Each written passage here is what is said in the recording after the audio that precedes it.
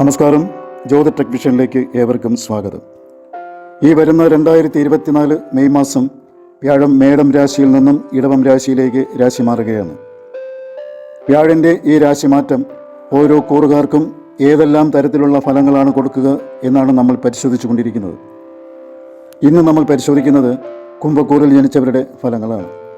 കുംഭക്കൂറിലെ നക്ഷത്രങ്ങളാണ് അവിട്ട നക്ഷത്രത്തിൻ്റെ അവസാനത്തെ 3ഉം 4ഉം പാദങ്ങളും, ചതയവും പൂരുരുട്ടാതി നക്ഷത്രത്തിൻ്റെ ആദ്യത്തെ 3 പാദങ്ങളും.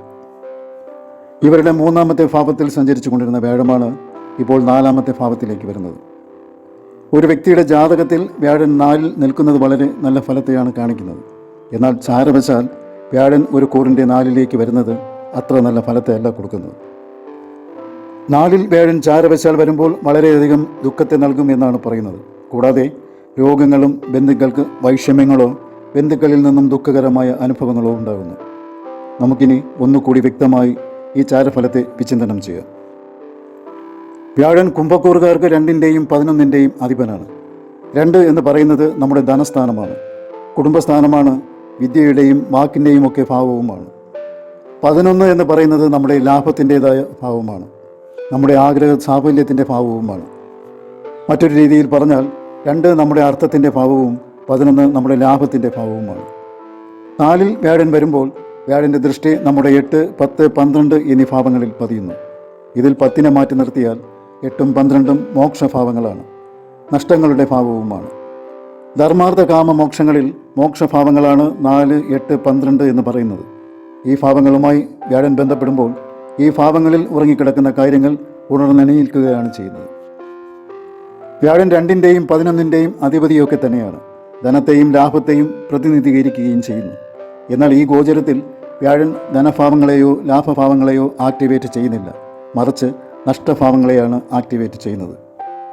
10ാം ഭാവത്തിൽ ദൃഷ്ടി ചെയ്യുന്നത് ശരി തന്നെ. 10 നമ്മുടെ കർമ്മഭാവമാണല്ലോ. 11ാം ഭാവാധിപൻ നമ്മുടെ കർമ്മഭാവത്തെ ആക്ടിവേറ്റ് ചെയ്യുമ്പോൾ കർമ്മപദത്തിൽ നിന്നും ഒരു ലാഭം പ്രതീക്ഷിക്കാം. എന്നാൽ അതോടൊപ്പം 8ഉം 12ഉം ഭാവത്തെ ആക്ടിവേറ്റ് ചെയ്യുമ്പോൾ ആ ധനം പല വഴിക്കും ചിലവായി പോകാനാണ് സാധ്യത. 4ാം ഭാവം സൂചിപ്പിക്കുന്നത് നമ്മുടെ അമ്മ, വീട്, വാഹനങ്ങൾ, ബന്ധുക്കൾ മുതലായവയാണല്ലോ. കുംഭക്കൂറുകാർക്ക് വ്യാഴൻ ലാഭാധിപനായതുകൊണ്ട് 4ാം ഭാവത്തിൽ വരുമ്പോൾ ഈ പറഞ്ഞ കാര്യങ്ങളുടെ ലാഭം പറയണമല്ലോ. അതുകൊണ്ട് തന്നെ വ്യാഴൻ 4ൽ വരുമ്പോൾ നമുക്കൊരു വീട് വാങ്ങാനോ വസ്തു വാങ്ങാനോ അല്ലെങ്കിൽ വാഹനം വാങ്ങാനോ സാധിക്കുന്നു. ആഭരണങ്ങൾ, വീട്ടുപകരണങ്ങൾ, വസ്ത്രം മുതലായവയൊക്കെ വാങ്ങാനാവുന്നതാണ്. എന്നാൽ ഇവിടെയെല്ലാം ഒരു പ്രശ്നമുണ്ട്. നമ്മൾ ഈ കാര്യങ്ങളെല്ലാം ചെയ്യുമ്പോൾ സാധാരണയിൽ കവിഞ്ഞ ഒരു ശ്രദ്ധ ഇതിലെല്ലാം കൊടുക്കണം. കാരണം നേട്ടങ്ങളെക്കാൾ ദോഷങ്ങൾ പ്രദാനം ചെയ്യുന്ന 8ഉം 12ഉം ഭാവങ്ങൾ കൂടി ഇപ്പോൾ ആക്റ്റീവായിരിക്കുകയാണല്ലോ. 8ഉം 12ഉം അമിതമായ ചിലവിനെയും ധനനഷ്ടത്തെയും സൂചിപ്പിക്കുന്നു. കടത്തെയും കള്ളത്തരത്തെയും, നിരാശ, കേസ്, വഴക്കുകൾ, തിരിച്ചു പിടിക്കാൻ പറ്റാത്ത നഷ്ടങ്ങൾ, മറഞ്ഞിരിക്കുന്ന ശത്രുക്കൾ മുതലായവയെല്ലാം ഈ ഭാവങ്ങൾ സൂചിപ്പിക്കുന്നു. ഇപ്പോൾ നമുക്ക് ഈ പറഞ്ഞ സാഹചര്യങ്ങൾ ഉണ്ടാകാൻ സാധ്യതയുള്ള സമയമാകയാൽ നമ്മൾ ഒരു ഇടപാടിന് ഇറങ്ങിത്തിരിക്കും മുമ്പ് വളരെ നന്നായിട്ട് ആലോചിക്കണം. കാര്യങ്ങളെ സൂക്ഷ്മമായി വിലയിരുത്തി നോക്കണം. എന്നിട്ട് മാത്രമേ ഏതൊരു കാര്യത്തിലും ഇടപെടുവാൻ പാടുള്ളൂ. വ്യാഴൻ കുംഭക്കൂറുകാരുടെ ധനഭാവത്തിൻ്റെ അധിപതിയാണല്ലോ. ധനകാരകനും വ്യാഴം തന്നെയാണ്. ഇപ്പോൾ ഊഹക്കച്ചവടങ്ങളിലും പെട്ടെന്ന് ലാഭം കിട്ടാൻ സാധ്യതയുള്ള ഏതെങ്കിലും കമ്പനികളിലും പണം ഇൻവെസ്റ്റ്മെൻറ്റ് ചെയ്താലോ എന്നൊരു ചിന്ത ഉദിക്കും. അങ്ങനെ ഒരു ചിന്തയുണ്ടെങ്കിൽ ആ ചിന്ത മുളയിലേ നുള്ളിക്കളയണം. ഇല്ലെങ്കിൽ ആ നിക്ഷേപം നമുക്ക് നഷ്ടങ്ങൾ മാത്രമേ വരുത്തി വയ്ക്കൂ. കൂടെ മനസ്സമാധാനവും പോയി കിട്ടും. ഇപ്പോൾ ട്രേഡിങ്ങിനൊന്നും പറ്റിയ സമയമല്ല. വാഹനങ്ങൾ വാങ്ങി മറിച്ച് വിൽക്കാനൊന്നും ഇപ്പോൾ നിൽക്കരുത്. അത് കയ്യിൽ വന്നു കഴിയുമ്പോൾ നമ്മൾ പ്രതീക്ഷിക്കാത്ത പണികൾ അതിനുണ്ടായിരിക്കും. പിന്നെ അത് കൈവിട്ട് പോകാനും പാടായിരിക്കും. പോയാലോ നമ്മൾ അതിനുവേണ്ടി മുടക്കിയ മൂലധനത്തിൽ നിന്നും വളരെ വില താഴ്ത്തി വിൽക്കേണ്ടതായും വരും. പുതിയ വീടോ വസ്തുക്കളോ ഇപ്പോൾ വാങ്ങുന്നവർ അതിൻ്റെ ഡോക്യുമെൻറ്റുകൾ കൃത്യമാണോ എന്ന് ഇതേക്കുറിച്ച് നന്നായി അറിയാവുന്ന ആളെ കൊണ്ട് പരിശോധിപ്പിച്ചിട്ടേ വാങ്ങാവൂ. മാത്രമല്ല ആ വസ്തുവിനോ വീടിനോ വാസ്തു സംബന്ധമായ ദോഷങ്ങളോ മറ്റ് നെഗറ്റീവ് സോഴ്സുകളുടെ ഉപദ്രവമുണ്ടോ എന്നൊക്കെ പരിശോധിപ്പിക്കണം. ഇല്ലെങ്കിൽ നിയമക്കുരുക്കോ ശത്രുദോഷമോ ഉണ്ടാകാം. ഒരുപക്ഷെ അതിൻ്റെ യഥാർത്ഥ വില മറച്ചു വെച്ചുകൊണ്ട് നമ്മിൽ നിന്നും അധിക തുക ഈടാക്കാനും സാധ്യതയുണ്ട്. വാങ്ങുന്ന ആളിന് രോഗവും വരാം. അതുപോലെ തന്നെ പഴയ വണ്ടി വാങ്ങുമ്പോൾ അതിന് നിയമപരമായ യാതൊരു പ്രശ്നങ്ങളും ഇല്ല എന്ന് ഉറപ്പുവരുത്തുക. ഇപ്പോൾ കുറച്ച് പണം കയ്യിൽ വരാം. ആ പണം മറ്റേതെങ്കിലും ഒരു കാര്യത്തിന് വേണ്ടി നമ്മൾ ഉപയോഗിക്കുകയും ചെയ്യാം. ആ ഉപയോഗിക്കുന്ന പണം പിന്നീട് നമുക്ക് ഉപകാരപ്രദമായി തീരത്തക്ക രീതിയിൽ തന്നെ വേണം വിനിയോഗിക്കുവാൻ. ഇല്ലെങ്കിൽ ആ പണം പോകുന്ന വഴി അറിയില്ല. നിങ്ങളുടെ കയ്യിൽ കുറച്ച് പണം വന്നിട്ടുണ്ടെന്ന് അടുത്ത ബന്ധുക്കളോ വളരെ അടുത്ത സുഹൃത്തുക്കളോ അറിഞ്ഞിട്ടുണ്ടാകും. അവരുടെ ഒരു അത്യാവശ്യത്തിന് അവർ കുറച്ച് തുക ഒരു ചെറിയ കാലയളവിലേക്ക് വായ്പയായി ആവശ്യപ്പെടാം. തിരികെ തരാം എന്ന് ഉറപ്പുള്ളത് കൊണ്ട് തന്നെയായിരിക്കും അവർ ആവശ്യപ്പെടുന്നത്. എന്നാൽ പറഞ്ഞ സമയത്ത് അവർക്ക് ആ തുക തിരികെ തരാൻ സാധിക്കാതെ പോകുന്നു.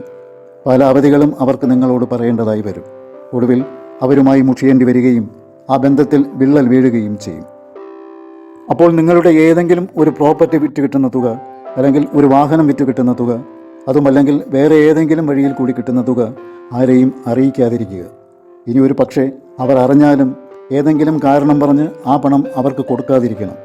അവരുമായിട്ടുള്ള സ്നേഹം നാളെയും വേണമെന്നുണ്ടെങ്കിൽ അങ്ങനെ ചെയ്യണം.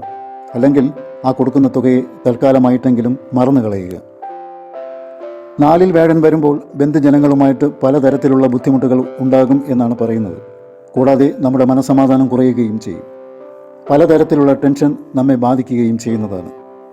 ജന്മക്കൂറിൽ ഇപ്പോൾ സഞ്ചരിക്കുന്ന ശനിയും 2ാം ഭാവത്തിൽ സഞ്ചരിക്കുന്ന രാഹുവും അഷ്ടമത്തിൽ സഞ്ചരിക്കുന്ന കേതുവും ഈ ഒരു വർഷം നമ്മെ കിടത്തിപ്പൊറപ്പിക്കില്ല.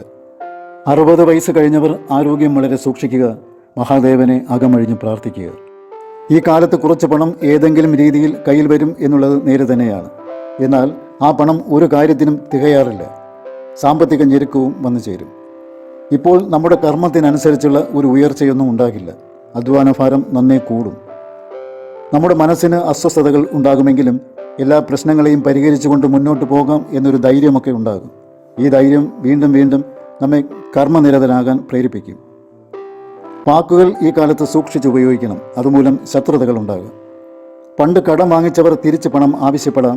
അത് കൊടുക്കാതെ വരുമ്പോൾ വഴക്കാകും, കേസും പ്രശ്നങ്ങളും ഒക്കെയാകും. സൂക്ഷിക്കണം. രോഗങ്ങൾ വരാതെയും ശ്രദ്ധിക്കണം, പ്രത്യേകിച്ചും ഹൃദ്രോഗമുള്ളവർ. ജീവിത പങ്കാളിയുമായി ചില്ലറ അലോക്യങ്ങൾ ഉണ്ടാകാം. നമ്മുടെ വാക്കുകൾ അവരെ മുറിവേൽപ്പിക്കാതിരിക്കുവാൻ ശ്രദ്ധിക്കുക. തൊഴിലിൽ ചില പ്രശ്നങ്ങൾ ഉണ്ടാകാം. ഒരു ട്രാൻസ്ഫറും ഉണ്ടാകാം. ഇല്ലെങ്കിൽ വീട്ടിൽ നിന്നും കുറച്ചു കാലം മാറി നിൽക്കേണ്ടതായും വരാം. ഉന്നതമായ വിദ്യാഭ്യാസം ചെയ്യുന്നവർക്ക് തടസ്സങ്ങൾ ഉണ്ടാകാം. ഈ കാലഘട്ടത്തിൽ പ്രത്യേകം ശ്രദ്ധിക്കേണ്ടത് വാഹന അപകടങ്ങളെയാണ്. വളരെ സൂക്ഷിക്കണം. ഗുരുതരമായ അപകട സാധ്യതകൾ കാണുന്നു. വാഹനങ്ങൾ ഓടിക്കുന്നവർ അതീവ ജാഗ്രത പാലിക്കണം.